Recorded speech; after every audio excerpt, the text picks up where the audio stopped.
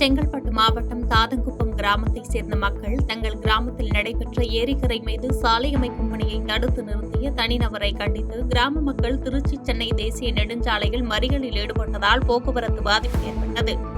இதனையடுத்து சம்பவ இடத்திற்கு வந்த மதுராந்தகம் போலீசார் சாலை மறியலில் ஈடுபட்டவர்களிடம் உரிய நடவடிக்கை எடுக்கப்படும் என்று தெரிவித்த நிலையில் சாலை மறியல் கைவிடப்பட்டது.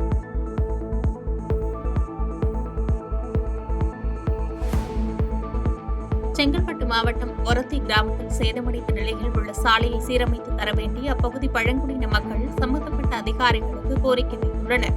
மேலும் சீரமைக்கப்படாமல் இருக்கும் சாலையால் பள்ளி செல்லும் மாணவிகள், மருத்துவமனை செல்லும் கர்ப்பிணி பெண்கள் மற்றும் கூலி வேலைக்கு செல்லும் பொதுமக்கள் என அனைவரும் பாதிக்கப்படுவதாகவும் அப்பகுதி மக்கள் வேதனை தெரிவிக்கின்றனர்.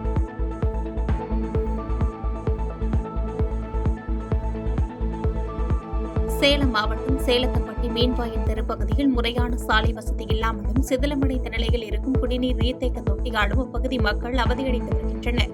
மேலும் தெரு நடுவில் உள்ள மின்கம்பத்தால் அவசர உதவிக்கு ஆம்புலன்ஸ் கூட வர முடியாத சூழல் இருப்பதாக வேதனை தெரிவித்த அப்பகுதி மக்கள் இதுகுறித்து மாவட்ட நிர்வாகம் உடனடி நடவடிக்கை மேற்கொள்ள வேண்டும் என்று கோரிக்கை வைத்துள்ளனர்.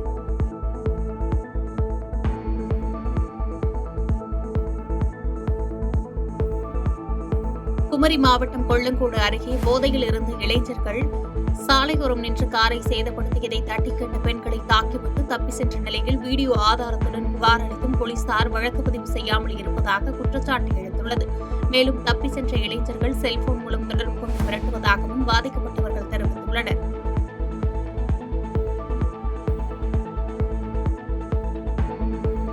திருவாரூர் மாவட்டத்தில் நன்னிலம் பகுதியில் புதிதாக திறக்கப்பட்ட ஆண்கள் ஆடையகத்தில் திறப்பு விழா சலுகையாக முதலில் வரும் 200 பேருக்கு ₹5 சட்டை வழங்கப்படும் என்று விளம்பரம் செய்யப்பட்டிருந்தது.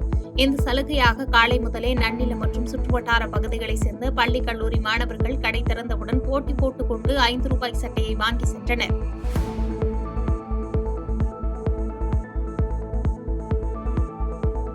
விழுப்புரம் மாவட்டத்தில் இரவு பெய்த மழையின் காரணமாக புதிய பேருந்து நிலையம் முழுவதும் மழைநீர் தேங்கியதால் பேருந்து பயணிகள் கடும் சிரமத்திற்கு உள்ளாகினர். பின்னர் நகராட்சி ஊழியர்கள் தேங்கி நின்ற மழைநீரை மோட்டார் வைத்து இறைத்ததால் பேருந்து நிலையத்தில் தேங்கி நின்ற மழைநீர் வடிந்தது.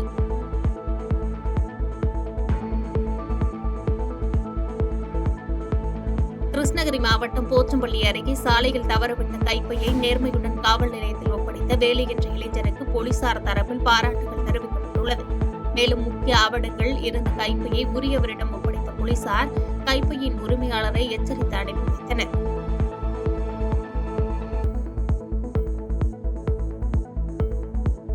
கிருஷ்ணகிரி மாவட்டம் காட்டேரி கிராமத்தைச் சேர்ந்த ஸ்ரீராம் என்பவர் தனது வங்கியில் இருந்து எடுத்து வந்த ₹3 லட்சம் பணத்தை ஸ்ரீராமின் இருசக்கர வாகனத்திலிருந்து மர்ம நபர் ஒருவர் திருடி செல்லும் காட்சி வெளியாகி பரபரப்பை ஏற்படுத்தியுள்ளது. இந்த சிசிடிவி காட்சிகளை அடிப்படையாக கொண்டு அளிக்கப்பட்ட புகாரின் அடிப்படையில் ஊத்தங்கரை போலீசார் மர்ம நபர் குறித்து விசாரணை மேற்கொண்டு வருகின்றனர். புதுக்கோட்டை மாவட்டம் கருத்தங்குளம் மற்றும் அதனை சுற்றியுள்ள கிராம பகுதியில் நடைபெற்ற விவசாயத்திற்கு வரும் மழைநீர் பாதையை ஆக்கிரமித்து சிலர் விவசாயம் செய்து வருவது குறித்த மனுக்கு மாவட்ட ஆட்சியர் உரிய நடவடிக்கை எடுக்குமாறு உத்தரவிட்டார். இதன் அடிப்படையில் நடவடிக்கை மேற்கொண்ட பொதுப்பணித்துறை மற்றும் நில அளவைத் துறையினர் ஆக்கிரமிப்பு பகுதியில் உள்ள விவசாயத்தின் அறுவடை முடிந்த பிறகு ஆக்கிரமிப்பை அகற்றித் தருவதாக பொதுமக்களிடம் உறுதியளித்தனர்.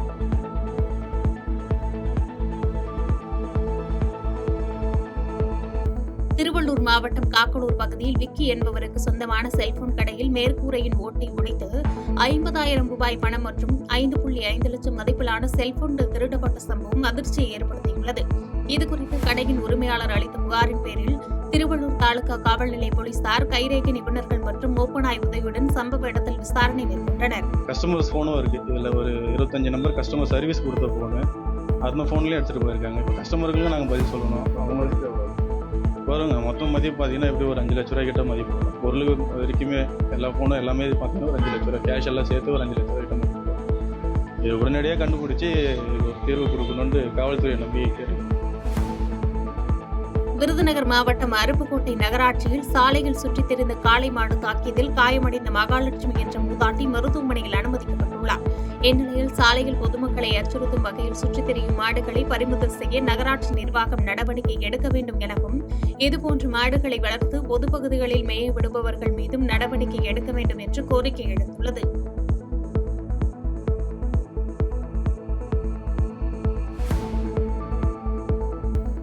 நாமக்கல் மாவட்டம் திருச்செங்கோடு அடுத்த மொளசி அருகே முனியப்பம்பாளையம் காவிரி கரையோரம் பகுதியில் முதலமைச்சரின் திட்டத்தின் கீழ் 4 கோடி ரூபாய் மதிப்பீட்டில் நவீன மின்மயானம் அமைக்கும் பணி நடைபெற்று வருகின்றன.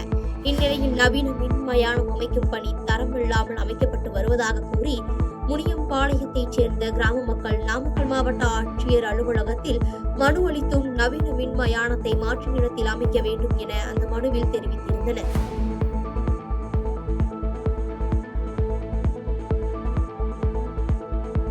நாமக்கல் மாவட்டம் பள்ளிப்பாளையம் ஊராட்சி ஒன்றிய வட்டார வளர்ச்சி அலுவலர் பிரபாகரன் கடத்தல் விவகாரத்தில் காடச்சநல்லூர் ஊராட்சி செயலாளர் நந்தகுமாரையும் ஈரோடு மாவட்டத்தைச் சேர்ந்த சிவாவையும் போலீசார் கைது செய்துள்ளனர்.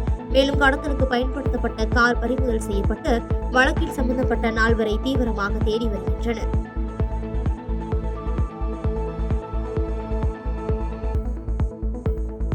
தூத்துக்குடி மாவட்டம் கோவில்பட்டியில் நாட்டு வெடிகுண்டு தயாரித்து வீடியோ வெளியிட்ட நபர் கைது செய்யப்பட்டுள்ளார்.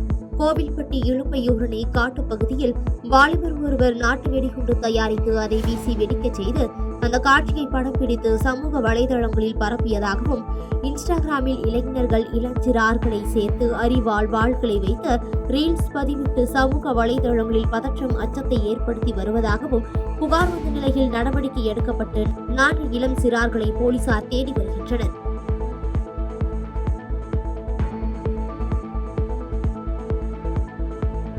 தூத்துக்குடி மாவட்டம் அருகே வேலாயுதபுரத்தில் ரேஷன் கடையில் பொருட்களை வாங்க நீண்ட நேரமாக வரிசையில் நின்ற கட்டிட தொழிலாளி மயங்கி விழுந்ததால் பரபரப்பு ஏற்பட்டது. இதையடுத்து அருகில் இருந்தவர்கள் அவரை மீட்டு சிகிச்சைக்காக கோவில்பட்டி அரசு மருத்துவமனைக்கு அனுப்பி வைத்தனர்.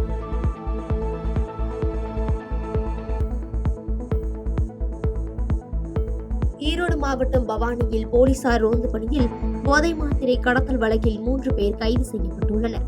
மேலும் கைது செய்யப்பட்ட தாமோதரன், விக்னேஷ், அப்துல் மஜீத் ஆகியோரிடமிருந்து 45,600 ரூபாய் மதிப்புள்ள 1200 எண்ணிக்கையிலான மாத்திரைகள் பறிமுதல் செய்து 2 இருசக்கர வாகனங்களும் 4 செல்போன்களும் பறிமுதல் செய்யப்பட்டன.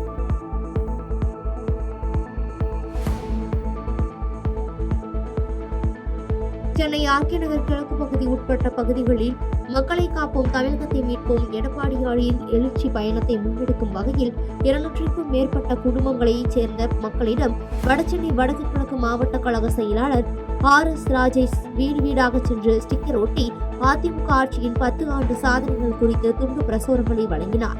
மேலும் மக்களின் குறைகளை கேட்டு 2026ஆம் ஆண்டு சட்டமன்ற தேர்தலில் எடப்பாடியார் ஆட்சி அமைக்க ஆதரவு திரட்டினார்.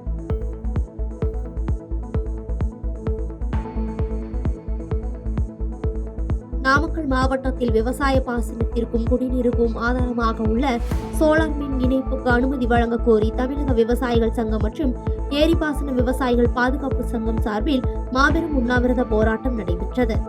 மேலும் கிராம சபை அனுமதித்து பாசன நீரூற்று வசதிக்காக பொது நோக்கத்துடன் பொதுமக்கள் பங்களிப்போடு சோலார் அமைத்துக் கொள்ள பலமுறை மனு கொடுத்தும் அனுமதி கொடுக்காத நீர்வளத்துறை பொறியாளர் மற்றும் உதவி செயல் பொறியாளர் ஆகியோர் மீது துறை ரீதியாக நடவடிக்கை எடுக்க வேண்டும் என்றும் போராட்டக்காரர்கள் வலியுறுத்தியுள்ளனர்.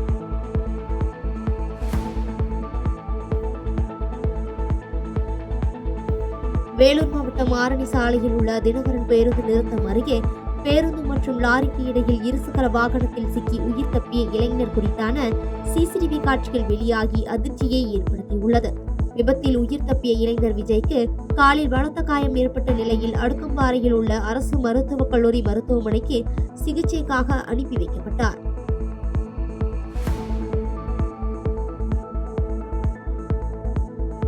செங்கல்பட்டு மாவட்டம் பல்லாவரம் மற்றும் தாம்பரம் நகராட்சிகளில் இருந்து சேகரிக்கப்படும் குப்பைகளை கொட்டுவதற்காக வண்டலூரை அடுத்த வேங்கடமங்கலத்தில் மீண்டும் குப்பை கிடங்கு திறக்கப்பட உள்ளதாக வெளியான தகவலால் கிராம மக்கள் கடும் எதிர்ப்பு தெரிவித்து திடீர் போராட்டத்தில் ஈடுபட்டனர்.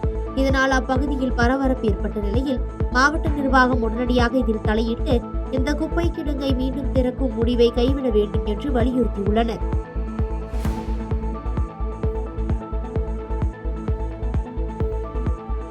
சென்னை தாம்பரம் ரயில் நிலையத்தில் ரயில்வே பாதுகாப்பு படையினர் சார்பில் ஆய்வாளர் உஸ்மான் தலைமையில் ஜான் ஜாகரன் என்ற பொது மக்களுக்கான விழிப்புணர்வு நிகழ்ச்சி நடைபெற்றது. இதில் ரயிலில் பயணம் போது சங்கிலி பறிப்பை தடுத்தல் போன்றவற்றை தத்ரூபமாக நாடகம் மூலம் தாம்பரம் ரயில்வே நுழைவாயிலில் பயணிகளுக்கு விளக்கி காட்டினர்.